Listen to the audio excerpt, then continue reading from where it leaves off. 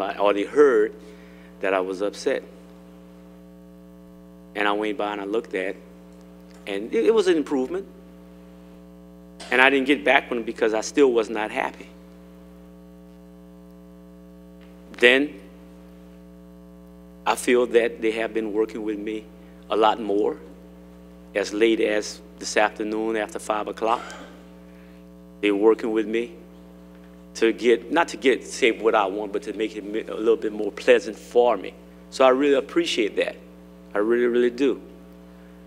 But my concern is that just like what we've been hearing about earlier about what happened in 2010, I believe, I'm just new to the council, about what, 29 months? So there's a lot of things that I feel that we need to have this proposal, probably, perhaps, wait a while, because I'm not really feeling good about what's going on. I'm new at this. I need to make sure the decision will be made to benefit of the district that I represent. When I was elected in 2016, I told the people that I was going to be their eyes, their voice, and their ears. So I wasn't aware of a lot of things that was going on. I wasn't aware about trying to separate, but again, as we look at it, it's a partial separation. And that's where I have the problem. I would like to make sure, have more conversation, like we were saying, like someone was saying earlier, have more conversation instead of just make it happen in 2 weeks. And I understand now that some of the council members have 10 years in, they know a lot more than me. So I lean on them to make the decisions, to help me make decisions. I'm not a person that feels they know everything. I do not pretend that I will know everything. Again, I lean toward them to help me make the decisions. But when I'm not aware of what's going on, it kind of upsets me. It makes me feel that, not that they're hiding anything, quite naturally not hiding anything, because I did hear sometimes in the past that we need to separate. But again, we're going to have, or the proposal is saying, let's have a partial consolidation. And I need more to explain to my constituent exactly what this means. And if I can't explain to them what it means, I'm not doing them any good. I am not.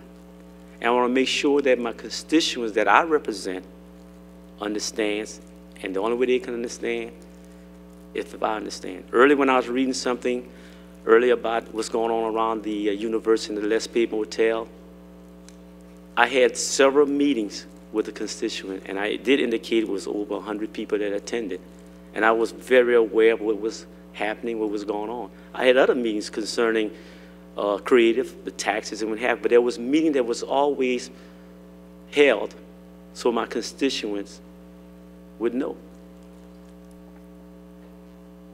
And that is the reason why I feel that I can't support it, because I cannot answer questions that my constituent want to know.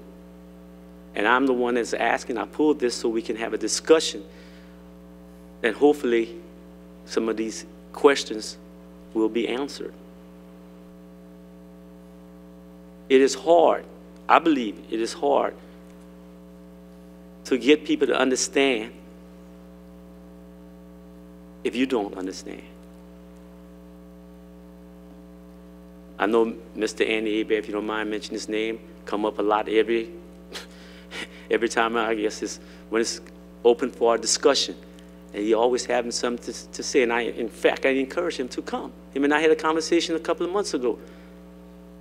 Because now I can pay attention more and I can understand what he's saying. But I do have some concerns and some questions about what you are saying. I'm saying all this to say that right now, today, I was reached out to try to make me understand a lot more that's going on. I wish I would have had that opportunity 6 days ago. Because I don't want to let people down that's with and saying, Pat, you should have known a lot more, because it makes you feel that we don't know, because they rely on me. They really do. People rely on me. They have quite a few people here is waiting to hear and to see what's going to happen. No, I'm only 1 out of 9. Thank you, Mr. Chair. Mr. Terrio. A couple of quick clarifications, just to let Mr. Castile know that every quote that I had quoted was actually from city councilmen. Had nothing to do with you or any parish councilman. Those were all city councilmen. Secondly, if you don't mind, Mr. Cole, I'll conclude Mr. Boudreau for a minute. Mr. Boudreau, just to clarify, and I know you didn't state otherwise, but when you were talking about what happened in 2010 with the demographer, at that point, would you agree that he was contracted with the council and the council approved him to redraw those maps a number of times? We had agreed that we would pay a sum to him. Do you remember that? A contract was entered into eventually, yeah. Yes. Okay, thank you. One final thing I'm going to do here is that, and it's just me, other council members I know do not agree with me. And there's nothing wrong with that. Everybody's got a right to their own opinion. With that said, I want to make a motion to defer this at least minimum 2 months, so the public would have more input and more discussion into the ifs, ands, or buts of what it is exactly and what is going on here.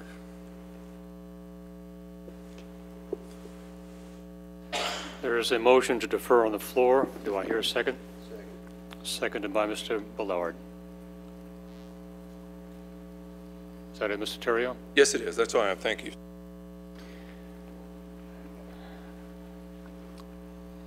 Question on procedure. Call for deferral is subject to an immediate vote. And no further comment from the council on this particular motion, correct? On this particular item, the call for the deferral. Correct, but we do take public comment. That was going to be my next question. Okay. So, at the moment, there is a motion to defer. I heard the term 2 months. No further council discussion on this motion is going to be entertained, but we are willing to listen to public comments, even if you have not signed in to address the council. Does anyone wish to address the council on the deferral?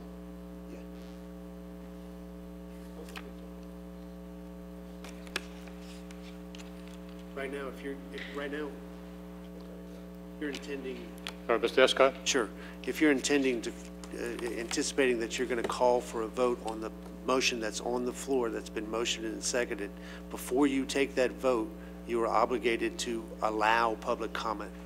Correct, and that's what I was calling for, but they did not have to sign in for this conversation because it wasn't anticipated.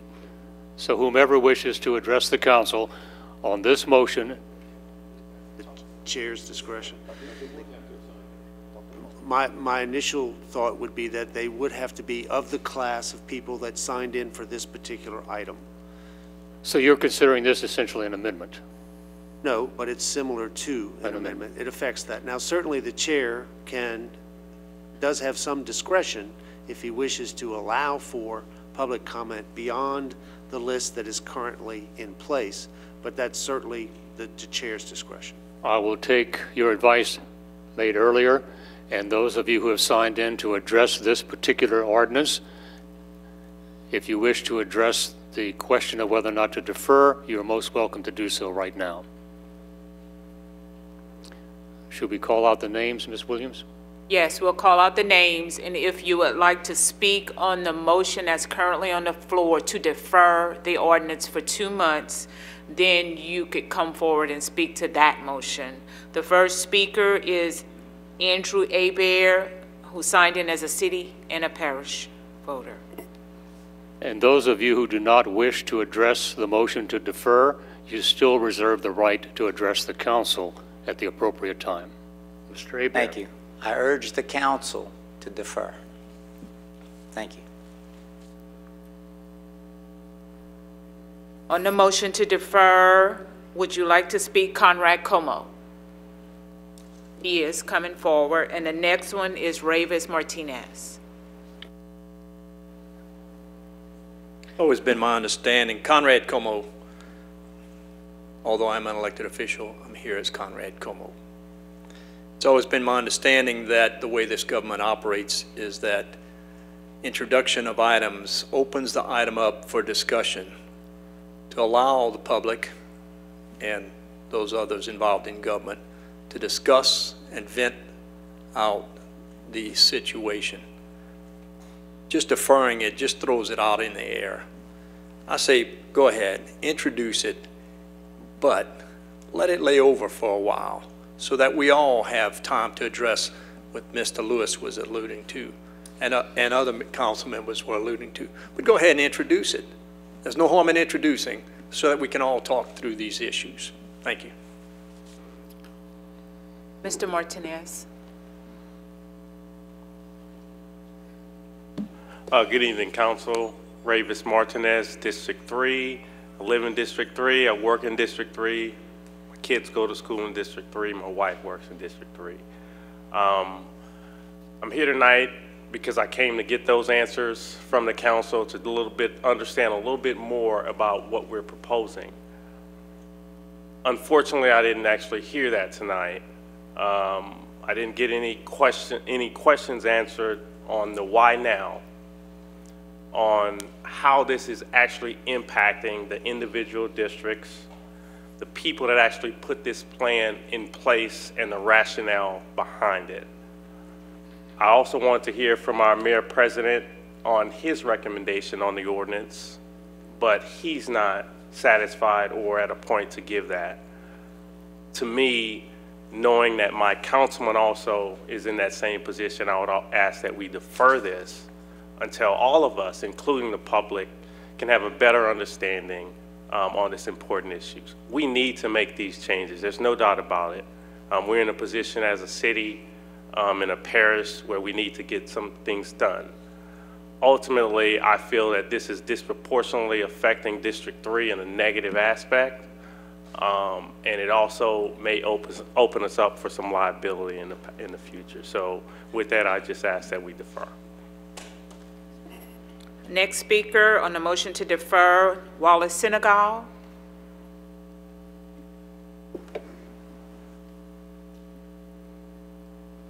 Good evening, ladies and gentlemen, councilmen, council ladies. At times, I came up here a few times and conducted you guys as doing a good job. Tonight is not one of those times, because I don't feel nothing is being done good for this here. So I move and hope you guys move to defer this to another time. Thank you. Roderick Robinson.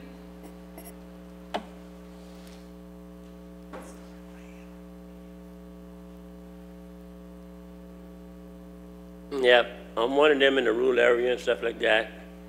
And even some people I know that was in the rural area, they're now in the city because it was annexed and stuff like that. But they have people that represented them when they voted before it was annexed and stuff. And then y'all changing these lines on these people that was already there for years and years, and y'all annex. Mr. Robertson, please address the issue whether or not we are to defer the ordinance for tonight. Do you support deferral or not? Well, I think y'all need to leave this alone.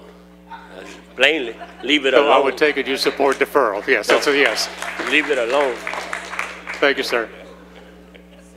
Next speaker, Patty Corder.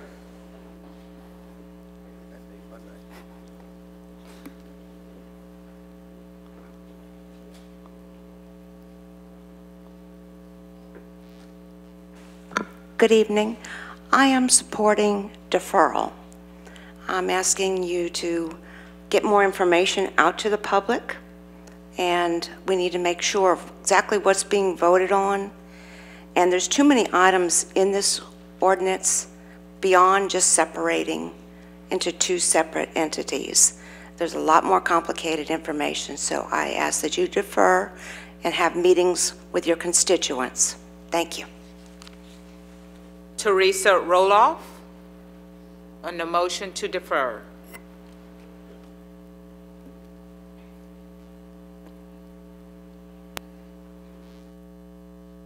I believe that y'all need more time to consider all the issues. And if deferral's the best way to do it, then that's okay. Don Bertrand.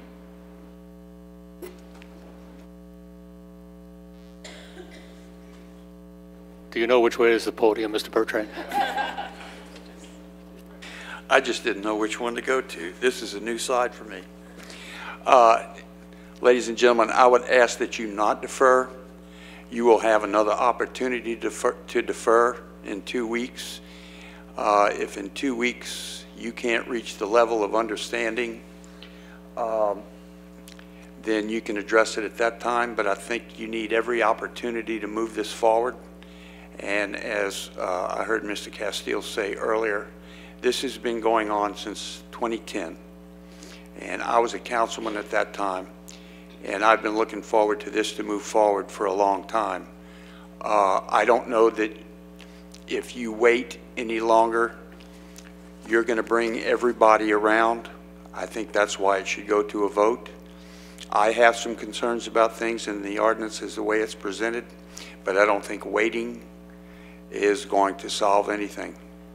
I'll be glad to deal with those issues with all of you in the next couple of weeks. But please do not defer this. Let's move it forward.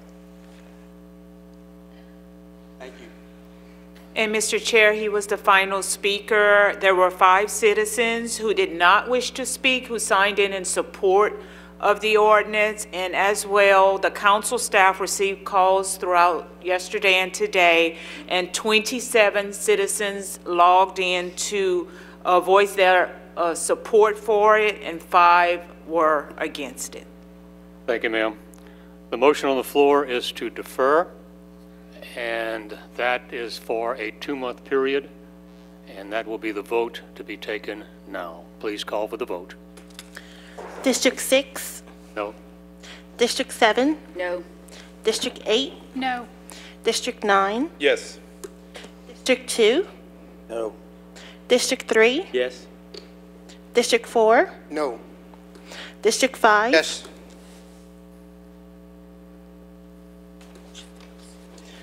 Motion to defer fails.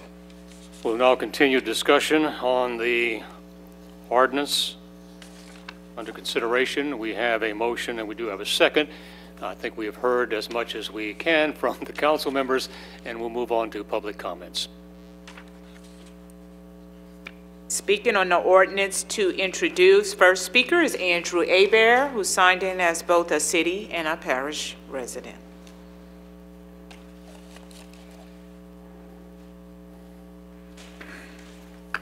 Good evening. Mr. Chairman, I respectfully request to have 5 minutes as a city voter and 5 minutes as a parish voter. You will receive 5 minutes, sir. Then I will demonstrate what this is about.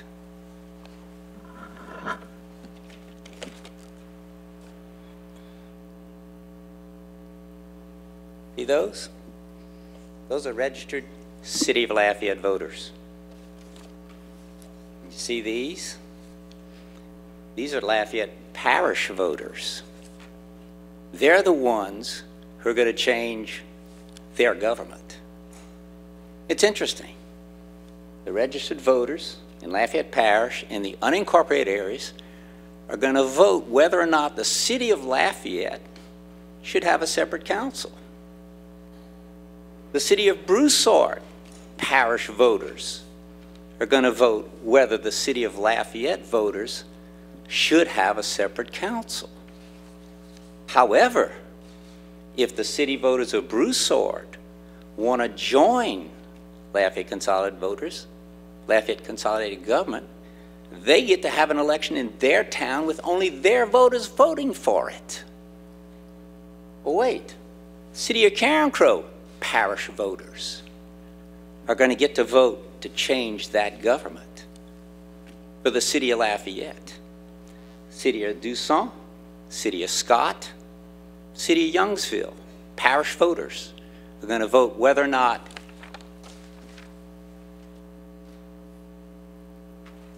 we, City of Lafayette voters, should have another form of government. Is that really the American way? Is that really fair that people that don't live in my town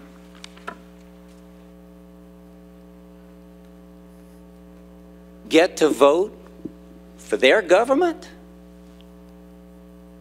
The amendment you should be proposing is just like the charter says.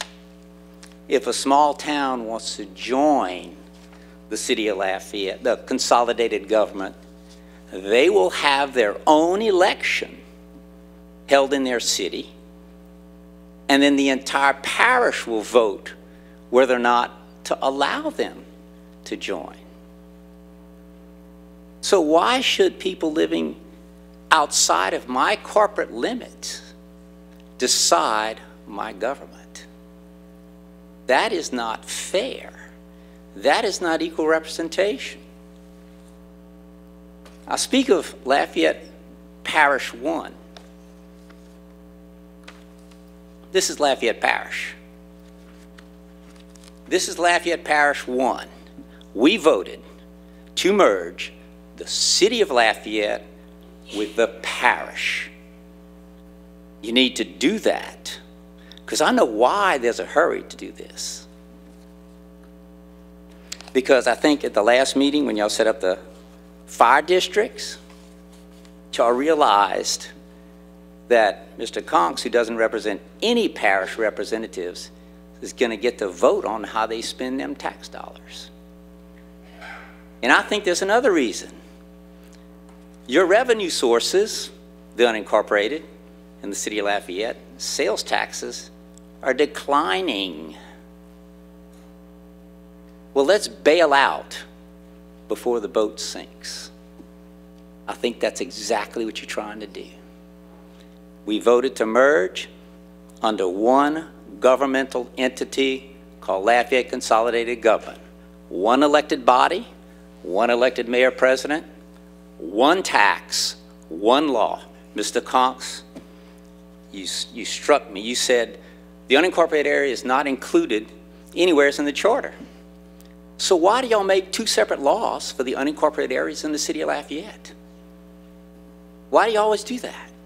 If we're one parish government, why do you make separate laws? That is one of the problems. That's why you want to go to two zoning boards, because you created the problem. Time to fix it. Lafayette Parish 1. I volunteered before to help you, but I never got a call. I think y'all are doing the wrong thing. And I think the citizens need more time to understand what is going on and how to really fix it. Thank you. Mr. Terrio? You have been with us numerous times. Would you agree to this, Council? Yes, sir. Countless times. And we've heard you do this. And I congratulate you for your stamina. Thank you. There's a price you pay for that, I promise you. I agree. I agree. I have a real interesting question for you. And you've been here many times, and everybody knows that. And all the times that you've been here watching this council, has myself as a parish council member or any other parish council member, to your knowledge, ever voted to hurt Lafayette? That you remember? Something really major. Well, the only, not this council, but some previous councils, yeah, I could think of some things. I've been on this council now 11 years, Mr. Hebert. Yeah. And I can assure you, in the 11 years that I have been on this council, not one time in that time, because don't forget, we've got 5 city councilmen and 4 parish right now. So in 11 years I've been on this council, not one time has a parish individual been the deciding vote on something that was going to affect the city of Lafayette. I appreciate that, but you see, I don't look at you that way. I can't believe, Andy. I don't look at y'all as 5 city council members and 4 parish council members because you're a city parish council member. Should be joined. Should be joined, exactly. But I also think that the city of Lafayette should have equal number of residents in each one of your districts. And the reason they did that originally, let me explain why, is because originally the city could outvote every parish resident because there would be more city residents in each district.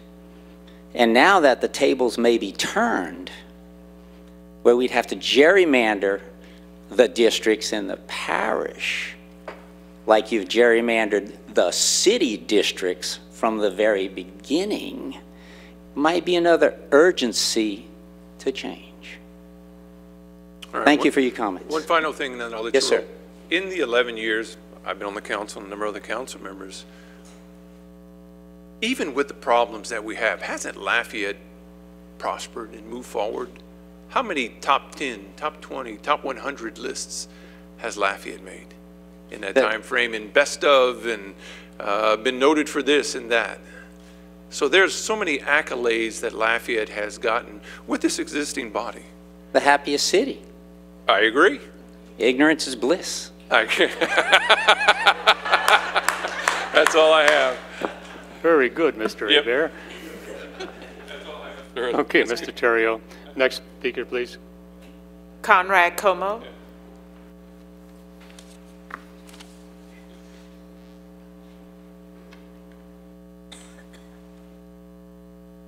How do you follow that?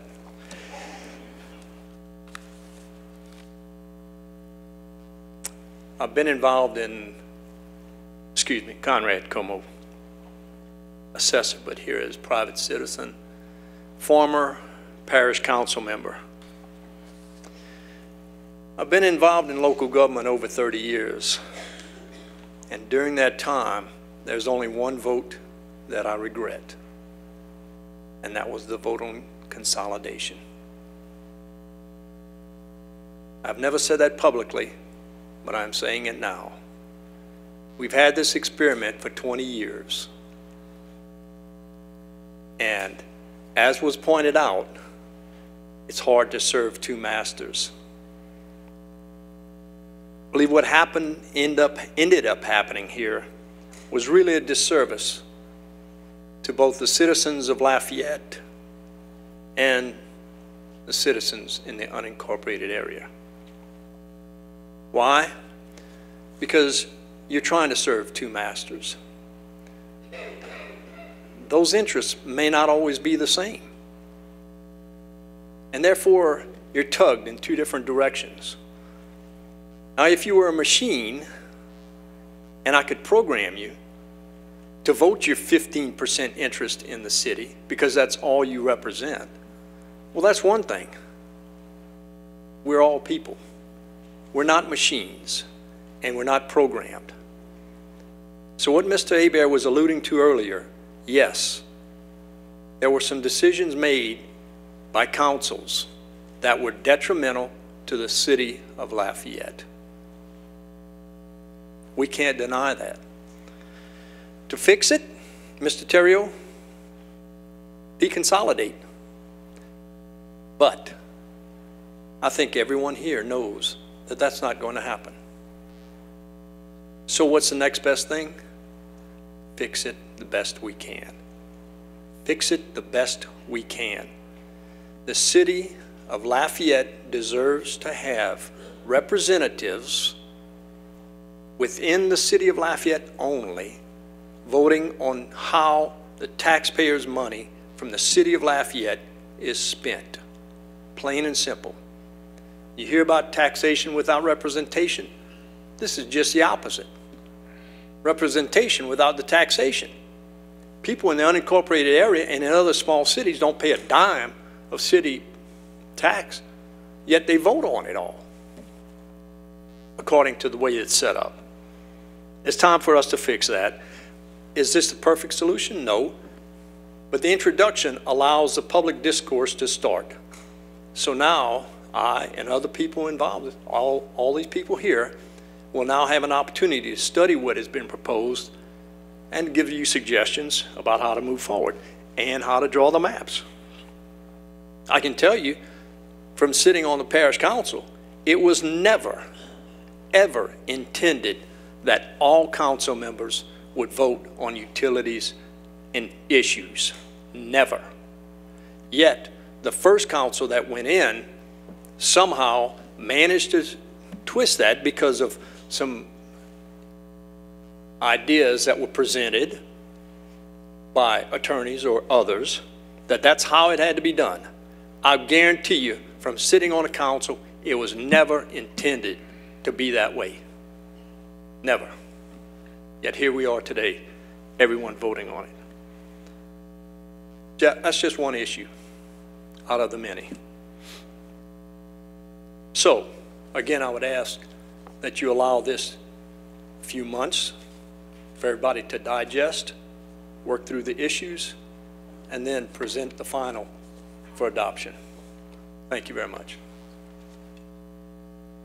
Mr. Bellard? Yes, in regards to your comments, it is very, very easy to do what I do. It is so easy that you said that it's not easy for someone who represents the unincorporated area and represent the city. I live in the city of Lafayette. The majority of my district is unincorporated. In 11 years, I've never once had a problem voting, because they don't pit against each other. It has never happened in my 11 years where I had to think, man, if I vote this way, it hurts the city. Man, if I vote this way, it hurts the unincorporated. Me personally only, I've never had that in my gut, that one way or the other. And that's being a city resident. Y'all want to come up here and talk about autonomy and all this? No one once ever says, well, hey, Jared, why don't you get to vote on the LPUA? Oh boy, no one talks about that, huh? Y'all talk about city utilities? Well, I live in the city of Lafayette, and I'm not a board member of the LPUA, and I pay the same amount of taxes as these guys in the city. Now, if that's something we're trying to fix, that seems like that's the direction they might be going. But that's never brought up. But no one on this council, and I agree with Mr. Terrio, has ever swung a vote that the city need, that the majority represented an unincorporated area. Now, if we want to go and fix it, and this is the direction we want to go, that's one thing. But to come and tell us that we've been pitted city, parish, that has not happened on this council. Now, we can go, it's going to be introduced, everyone knows that, and work together towards ideas. But it's never been a dogfight. At least I've never seen it to where Mr. Castile, myself, Mr. Terrio, Mr. Nakan, we represent mostly unincorporated, that we've ever once, us was a swing vote to hurt the city. So I don't want it to get out there that we haven't been working together, because we always have. It's never been an issue. At least for me personally, it has not. So it hasn't been that hard.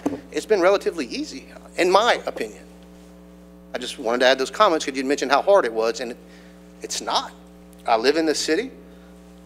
I represent the unincorporated area majority. We're all brothers, uncles, cousins, aunts. There's nobody hurting anybody. I just wanted to make the public know that it hasn't been hard to do. Now, this is coming forward. It's going to pass intro. Let's have discussions and let the voters end up voting on it. I still disagree with it, but it's the process needs to happen. Let's let it happen. That's all I have. Thank you. Thank you, Mr. Bellard. Ravis Martinez.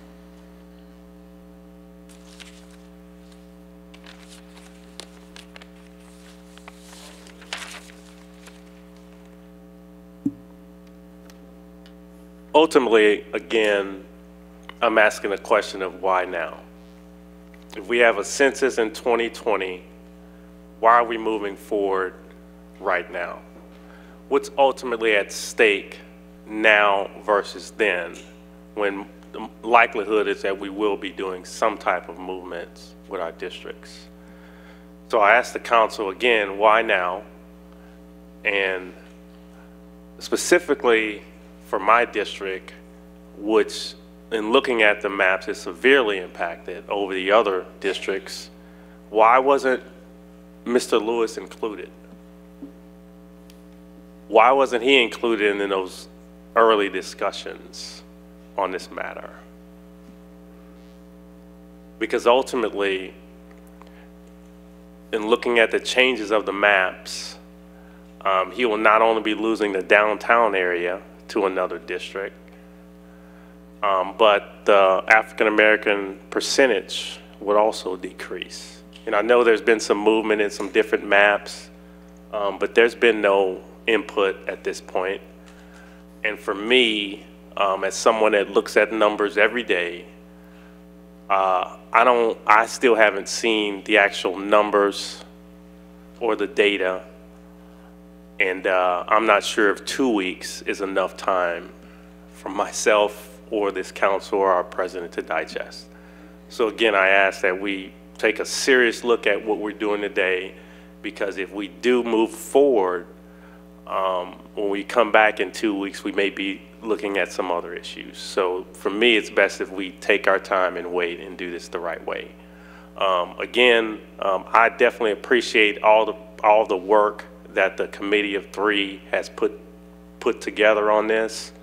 I heard a lot of discussion tonight against Mr. Terrio, who for me has said a lot of positive things in this regard, and I don't necessarily agree with a lot that he actually says, but tonight he was on point.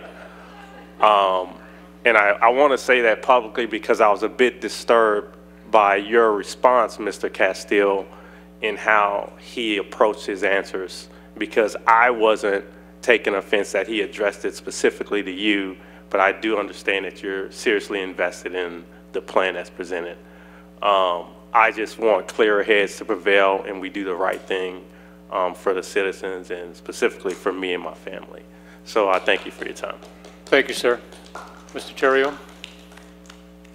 Mr. Gong, maybe you can address this. I think he was looking, his question was somewhat about urgency.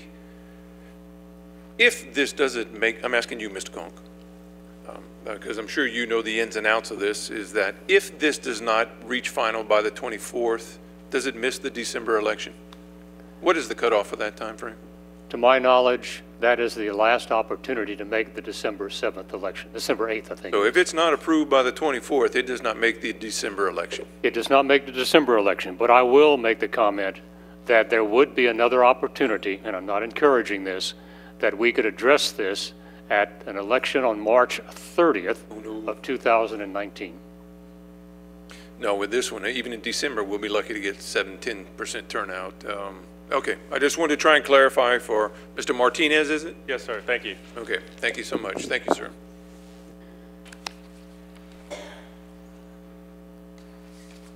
Wallace Senegal.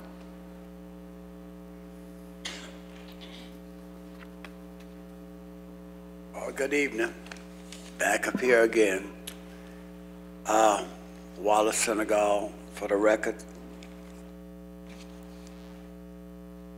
You know, I've been coming to the council meeting ever since it was at 1010 Lafayette Street.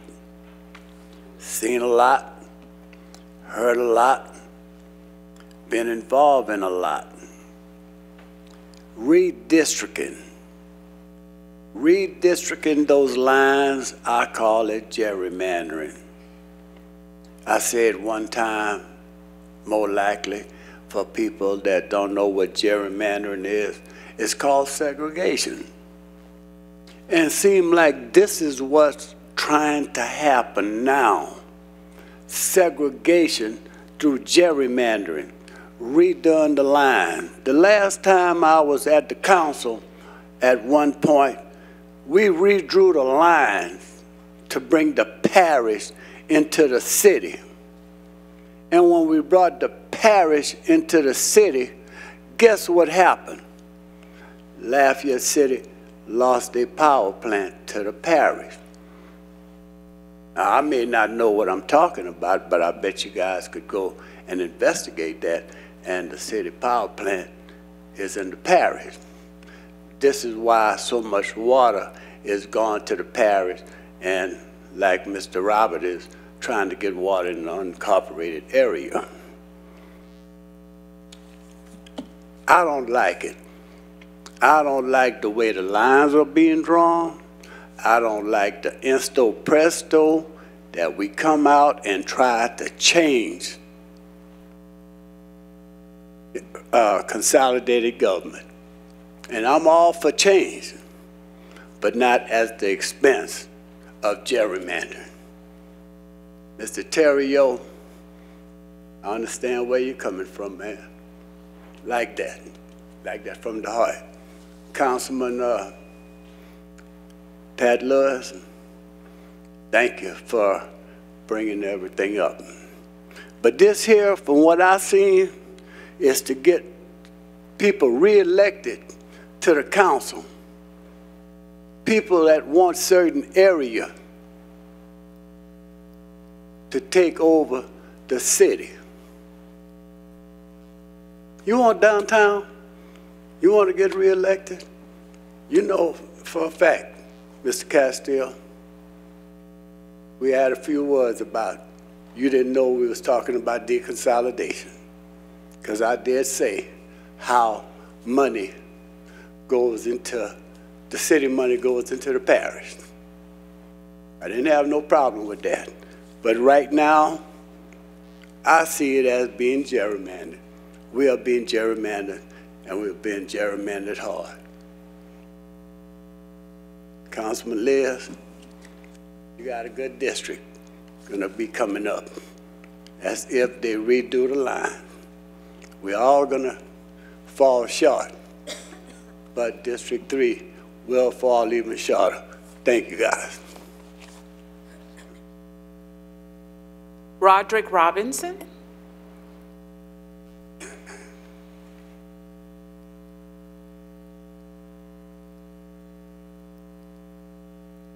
Okay, Bruce, I guess I could talk whatever I want now, huh?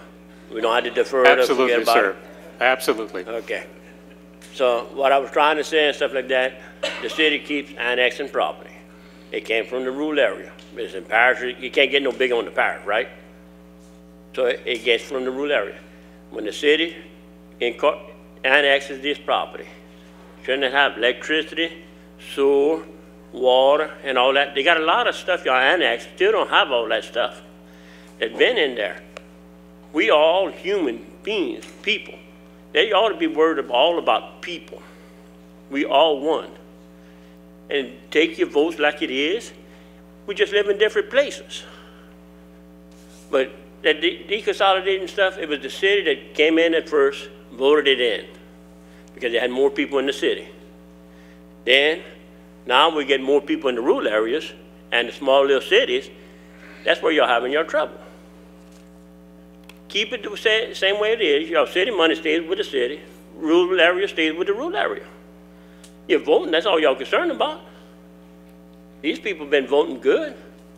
I think, Jay, you from Cantrell area, huh? It's not all Lafayette. Hopefully you vote good, but this thing here, consolidating, I don't think that's going to be too good. Leave this stuff alone. Y'all got to watch how y'all split this government, because I've been trying for a lot of stuff for me and in the rural area, and I still can't get it.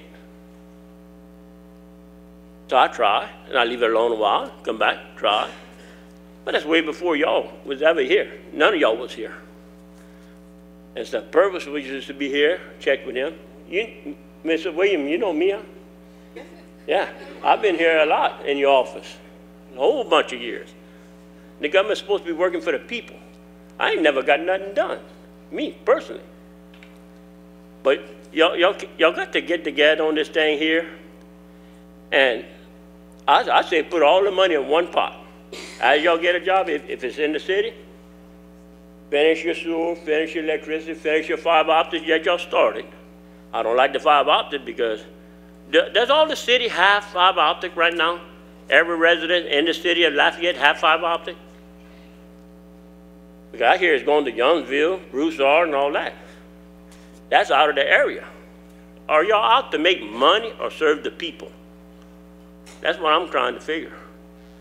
Because I think y'all got a lot of places in the city of Lafayette that does not have fiber. But yet, y'all going to the other cities. All where them businesses are, they have that tax dollar coming in. Somebody right on the outside of the line has a big business or something like that there, and boom, a bunch of money coming in. It goes to the rural area right now, then the city would come out, boop, take it. Well, we're going to annex. Why? Y'all don't do no road improvements. Y'all don't do nothing. All you do is make the residents pay more taxes. Now y'all trying to make the residents separate on the district, what the people that's represented them, to vote for them. That's kind of wrong for y'all. The rural area don't give up no property. The city cannot grow. The city will not grow. That's what y'all got to understand. I don't know where y'all have a hard time coming to agreement on this thing here, except money getting in the way of people.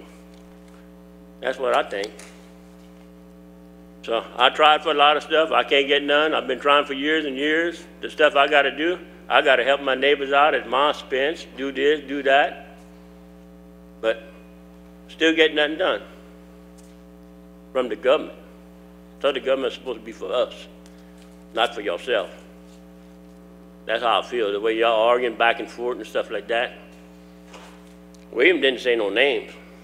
He did not call your name out, Jay. You was totally wrong right there. No. I just, God bless you, whatever you do, Mr. man, Robertson, and stuff like keep that your, there, because Mr. that's Robertson, a bad attitude. Keep your comments to the ordinance, please. Oh, well, I better go sit down because I don't know when I get off track. Thank you, sir. Patty Corder.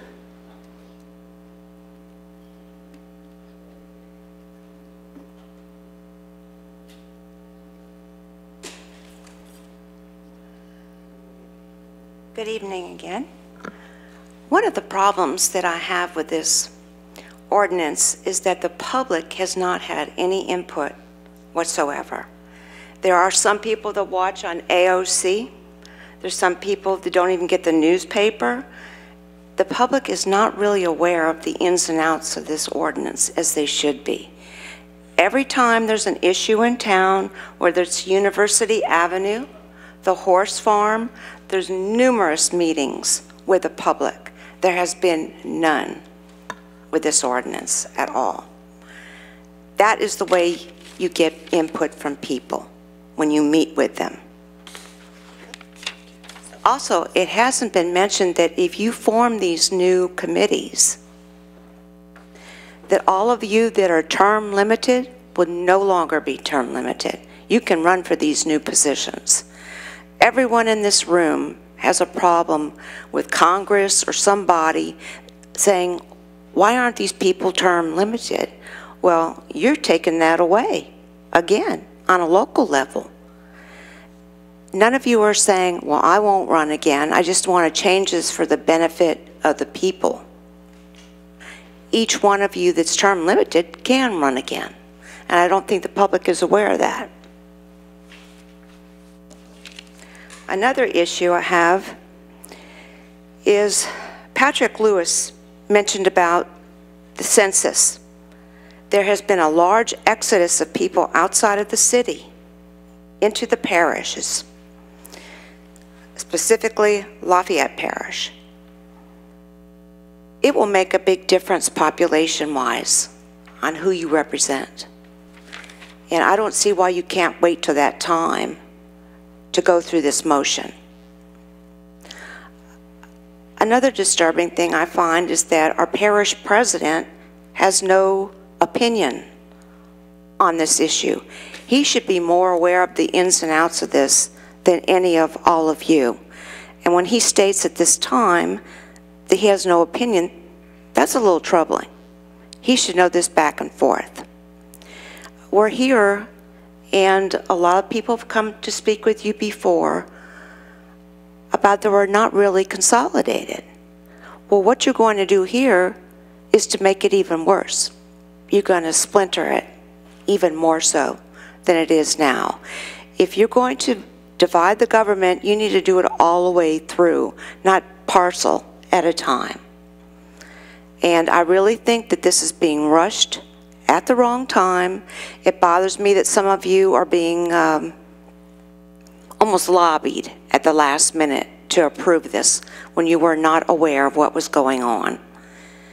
And I would like, and I think the public would like to know, who put the order into the demographer to draw up these lines? It's like it was done without all of your knowledge. And I think we should know who ordered that. If we're going to be above board and you're going to let the people know what is truly going on, I think a lot more information needs to be put out to the public. Thank you. Mr. Terrio? If you don't mind, and include Mr. Escott. Mr. Escott, from what you mentioned there about term limits, the original charter that was voted on in '92 basically limited council members to 3 term limits. Yes, sir. From what I understand is that if we create a new form of government, separating the city from the parish, that in itself would basically set everybody's electability dates back to square one, which means that, let's use myself for example. I've been here 11 years, I got one more year on this council, and then I'm term limited.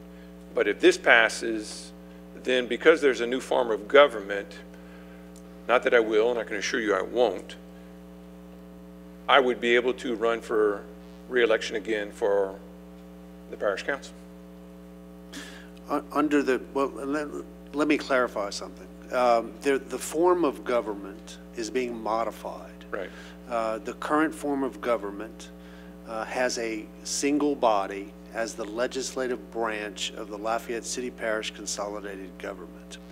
This particular ordinance that is up for introduction splits the legislative branch into 2 separate councils, the City Council and the Parish Council.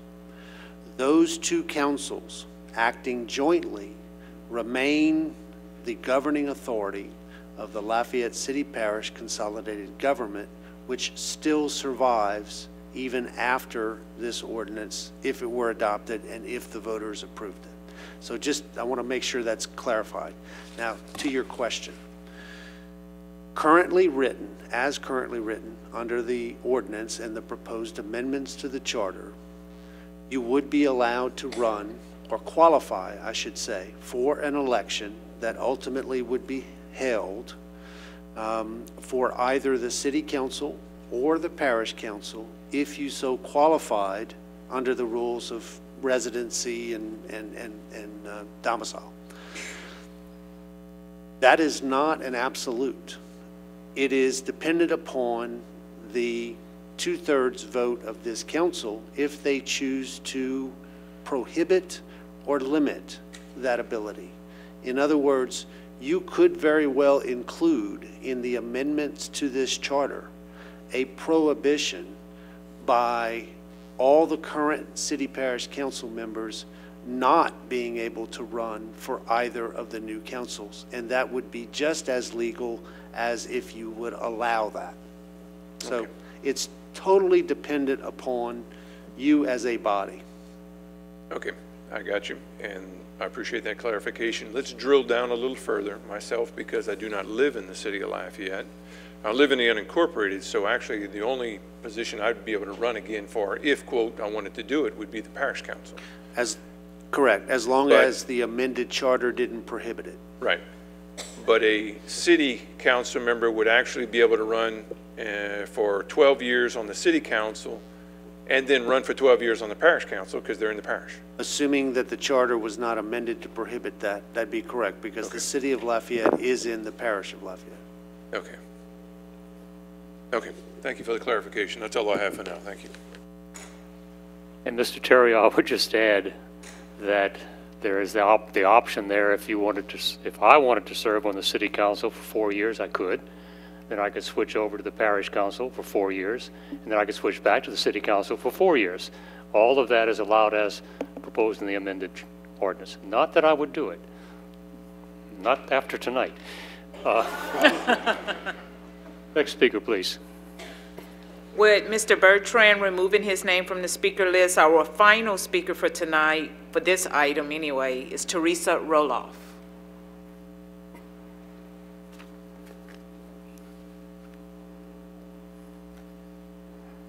Okay, my name's Teresa Roloff. I live in Jared Billard's section. A lot of merit to everybody who's spoken as parts of the chamber here.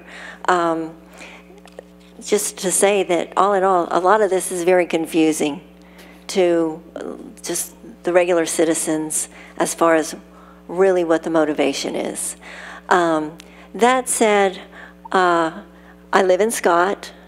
There's things that the city of Lafayette provides that I feel like are really great, you know, and don't want to be separated from them, but maybe that's what you expect from all the little cities that are around the city of Lafayette. But the thing I keep thinking of is stronger together, you know, work together.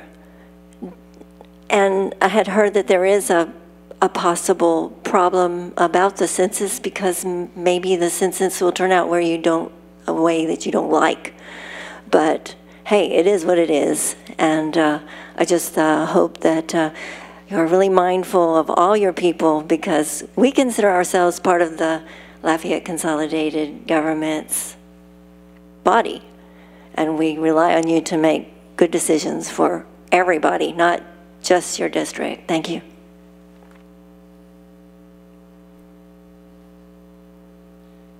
She was the final speaker, Mr. Chair, and again for tonight, 5 citizens who did not wish to speak signed in to support the resolution, the ordinance. Ms. Hebert? I'd like to make a motion to move for a vote in the council. Motion on the floor to call for the vote. Second by Ms. Cook. That will conclude all council comments on this ordinance. However, we are still open for public comments at this point. If not, we will call for the vote. District 6, Yes. District 7, Yes. District 8, Yes. District 9, No. District 2, Yes. District 3, No. District 4. Yes. Motion, 5. District 5, No.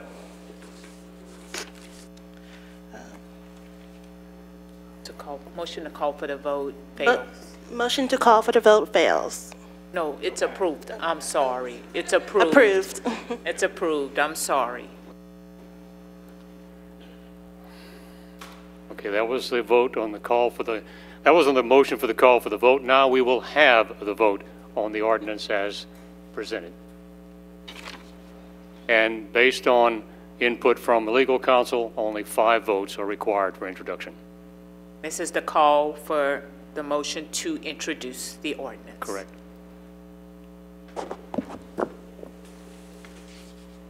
District 6, Yes. District 7, Yes. District 8, Yes. District 9, No. District 2, Yes. District 3, No. District 4, Yes. 5. No. Motion to introduce motion- passes. Motion to introduce passed. Okay, thank you all for a very robust conversation. We will now move on to the remainder of the agenda, and it's going to be the ordinances for final adoption. Cindy, would you read, please? Ordinance 88, 2018, an ordinance of the Lafayette City Parish Council authorizing the Lafayette City Parish Consolidated Government to sell at an internet auction miscellaneous surplus police evidence which is no longer needed for public purposes, as per the attached list. Motion by Mr. Bellard, second by Mr. Lewis. Council discussion? Any public comment? Call for the vote, please. District 7, Yes. District 8, District 9, Yes. District 2, Yes. District 3, Yes. District 4, Yes. District 5, District 6. Yes. Motion approved. And just for future votes on all ordinances left on the agenda, Ms. Hebert was called to a previously scheduled meeting. She will not be voting. Ordinance 89, 2018, an ordinance of the Lafayette City Parish Council authorizing Lafayette City Parish Consolidated Government to sell 1 surplus washer and 1 surplus dryer which are no longer needed for public purposes to Pellerin Laundry Machinery Sales Company, Incorporated, for a total price of $1,000. Motion by Mr. Bellard, second by Ms. Cook. Council discussion? Public comment? Yes, sir. Vote, please. District 9? Yes. District 2? Yes. District 3? Yes. District 4? Yes. District 5? Yes. District 6? Yes. District 7? Yes. Motion passed. Ordinance 96, 2018, an ordinance of the Lafayette City Parish Council declaring the mobile home located at 203 Claudia Drive, Lafayette, Louisiana, owned by Frank Robert Bucato, care of Gerald J. Block, attorney appointed, to be dilapidated and dangerous to the public welfare, and ordering the condemnation of same. Motion by Mr. Bellard, second by Mr. Terrio. Council comment? Public comment? Call for the vote, please. District 2? Yes. District 3? Yes. District 4? Yes. District 5? Yes. District 6? Yes. District 7? District 8? I'm sorry, District 9? Yes. Motion passed. Ordinance 97, 2018, an ordinance of the Lafayette City Parish Council, Parish of Lafayette, State of Louisiana, providing for the creation of a special fire protection district in said parish, describing the boundaries thereof, and providing for other matters in connection therewith. Moved by Mr. Castile, second by Mr. Lewis. Council discussion? Public comment? Excuse me just a moment. Mr. Escott. Yes, Mr. Chair, Mr. LaFleur has a suggestion for the council regarding this particular item after vote. Okay, Mr. LaFleur, would you please identify yourself? Eric LaFleur with Pautuck and LaFleur. Members of the council, assuming the ordinance passes and you do create the district, you are charged with calling the meeting for the district's first meeting. And so I would suggest that if you do pass it, that as a council, you pass a motion ordering the district to have its first meeting at your next regularly scheduled meeting. It's called an organizational meeting. It's required by statute. Before we go to you, Mr. Terrio, this is not an agenda item as published. Are we allowed to do that? You're simply making a motion after the district has been created, requesting that the district have its first meeting at the next regularly scheduled meeting, and it would be noticed on the agenda. Okay, thank you, sir. It's nothing more than a request. Yeah, and you're the members of that, you're the council, you're the governing authority for the fire district. Does it need to be by formal motion? No, I don't know. I don't guess it has to be a motion. You're supposed to order that the newly created district has an organizational meeting. All right, let's do one thing at a time, please. Let's discuss the ordinance that's on the table currently, and I have Mr. Terrio next up in line to comment. Mr. Terrio. Yeah, just real quick, sir, if you could stay. I think you're the one represented, and if not you, maybe Escott, I don't know. But do you know, this basically just creates the district, but I looked to see if it was showing how many meals they were going to be coming back and asking us for. The latest number I saw, which it is not confirmed, is 7.6 meals. Do you have any? I don't know that. Mr. Escott, do you have any confirmation on that at this point? Okay, that's all I have. Thank you. Mr. Castillo.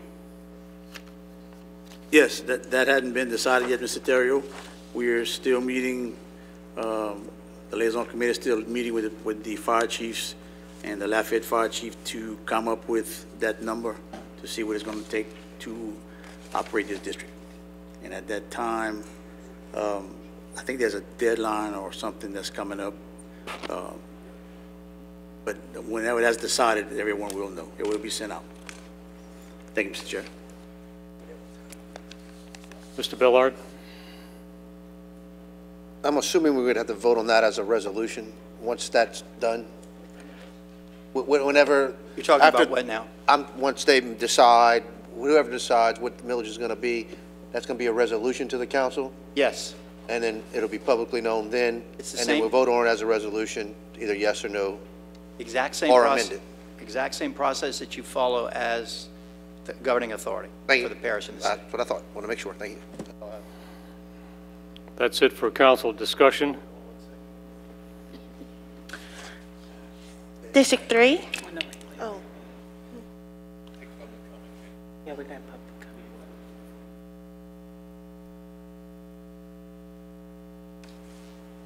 That concludes council discussion on the ordinance. We are now open for public comment. Mr. Chair, we do have one speaker, Roderick Robinson.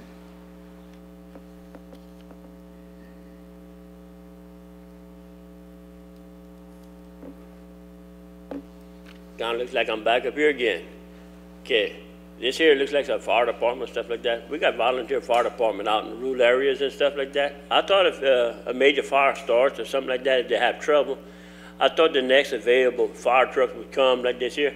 Are they just worrying about collecting money for this thing here or what? Are they not worried about people and their property? That's why you're trying to pass this?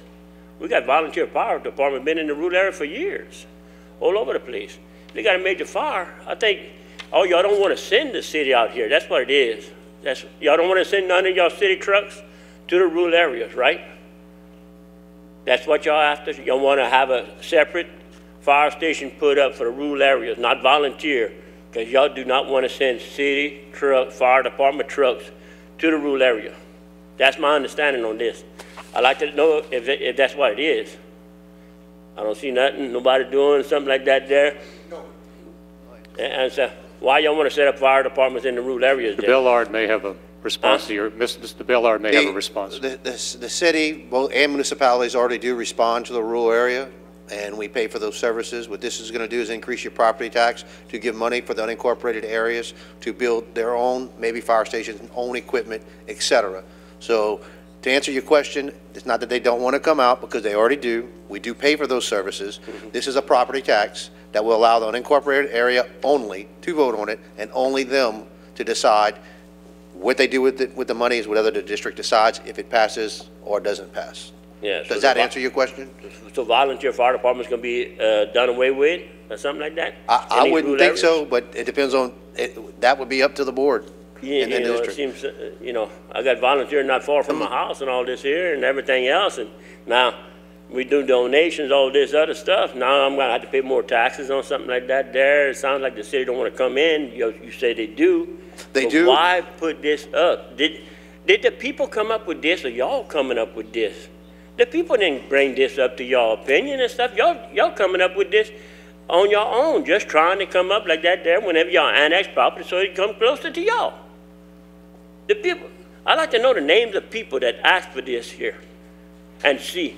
And compare that to the names of the people that's on this council. The names of the ordinances on there: Kevin Knockhand, Jay Castile, Kenneth Boudreau, and Bruce Cole. Yeah, that's the councilman. That's y'all, That's who all three. I was just answering your question that the city does go out. Yeah, but the people that's on there didn't ask for this. I don't know nobody that asked for this. I was just trying to answer you, sir. I'm out. And stuff like that.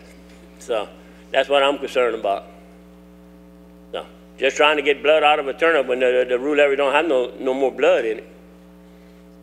So, well, a lot of y'all sit back, look nice, doing good. That's what I like to see. Smile on your face. I don't mind talking up here. I don't get embarrassed. I'm not shy. I'm just a poor country boy. And I'm just tired of the government not helping people out. And that's what it's looking like. And it ain't to get money. Thank you. Thank you, sir. With no further public comment, call for the vote, please. District 3? Yes. District 4? Yes. District 5? Yes. District 6? Yes. District 7? Yes. District 9? No. District 2? Yes. Motion passed. I have been advised by council that the call for the first meeting of the district's board of directors, they will provide me with the verbiage so that I may read it a bit later in this meeting. Next, Cindy. Ordinance 98, 2018, an ordinance of the Lafayette City Parish Council amending the fiscal year 17-18 operating budget of the Lafayette City Parish Consolidated Government by transferring $8,131 from personnel salaries to appropriate within the promotions cost account of the Lafayette Police Department to allow for police sergeant promotions. Motion by Mr. Bellard, second by someone to my right. Lewis. Council discussion? None. Public comment? There's an amendment. All right, then I'll entertain the motion for an There's an amendment. amendment to promote one sergeant instead of 3.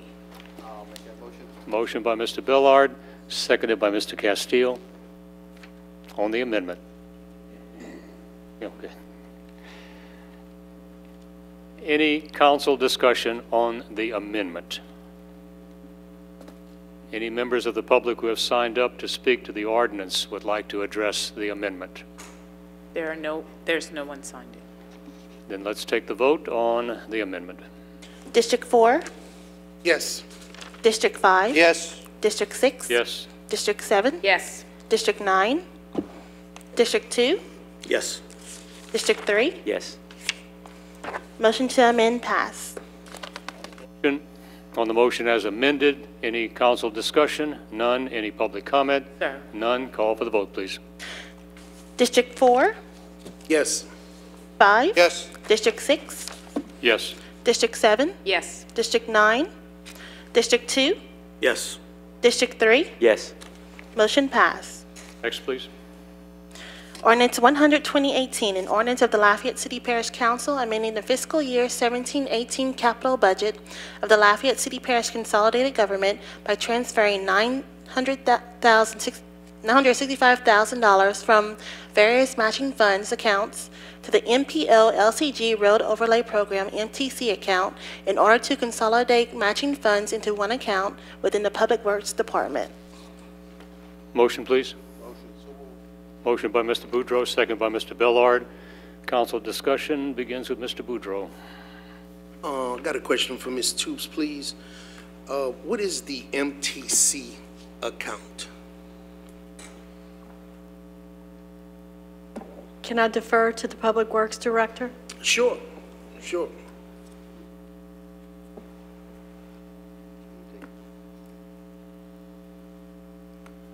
The answer is, I'm not sure. Okay, that's all right. When you say the MTC? Yeah, I haven't seen that before. I know we've had rural overlay, we have urban overlay programs. I've never seen a program called the MPO LCG Road Overlay Program, MTC. I was trying to see, and I did not see a list of roads that fall within that. I was just trying to see what does that make up? What road systems does that encompass? I honestly don't know what the acronym means, but this is we've commonly referred to this project as the MPO overlay project, and there's 7 projects I think identified. Those have not changed. They were in the initial program for that overlay program.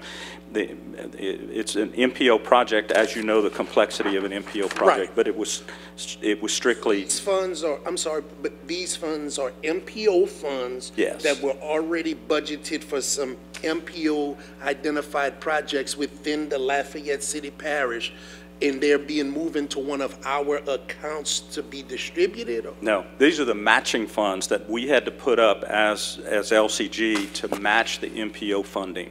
So this is I believe it's 20%. Okay, so Laurie may have did you find the acronym? Rung a bell, huh? TC is an abbreviation for match. Oh, okay. Okay.